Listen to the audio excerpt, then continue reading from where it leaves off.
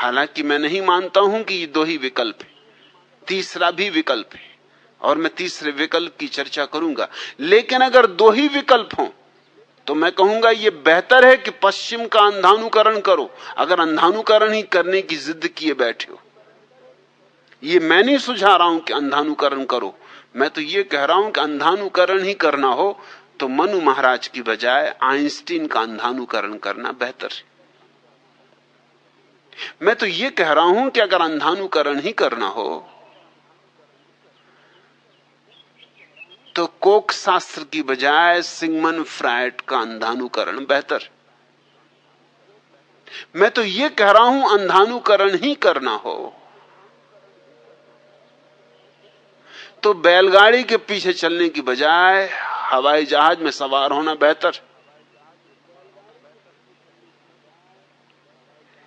पश्चिम प्रतीक है विज्ञान का, आज पुरुषार्थ का, मनुष्य की गरिमा की घोषणा है। जैसे तुम प्रतीक हो मनुष्य की हीनता के, मनुष्य की दीनता के, ऐसे पश्चिम आज मनुष्य की गरिमा का प्रतीक है, गौरव का प्रतीक है, मनुष्य ने जूझ कर जो पाया है उसका प्रतीक है।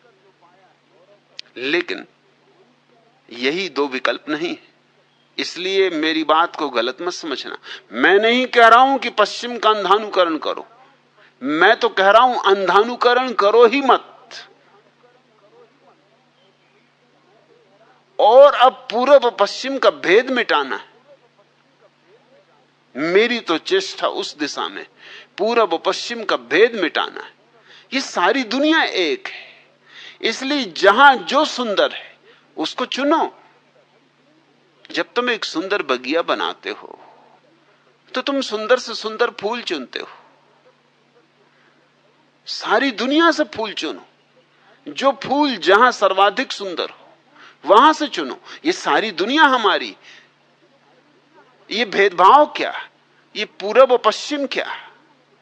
और अगर पूरब पश्चिम का भेद करोगे तो फिर गुजरात और महाराष्ट्र का भेद करने में कितनी देर लगेगी।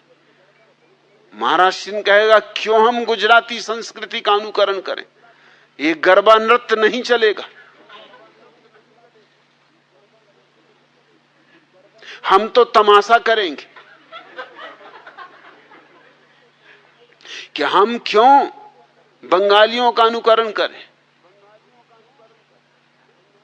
ये दुर्गोत्सव नहीं चलेगा।